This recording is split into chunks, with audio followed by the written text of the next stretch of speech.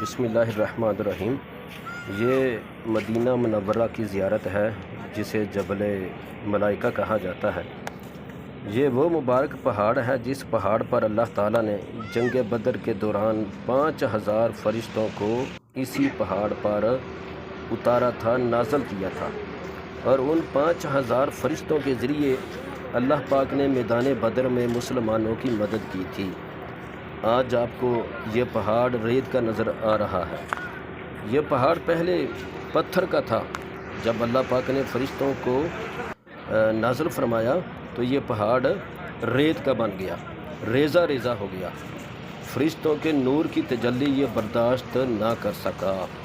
ماشاءاللہ، آپ اس پہاڑ کی زیارت کریں۔ اس پہاڑ کی اللہ تعالیٰ آپ سب کو حاضری کی سعادت نصیب فرمائے۔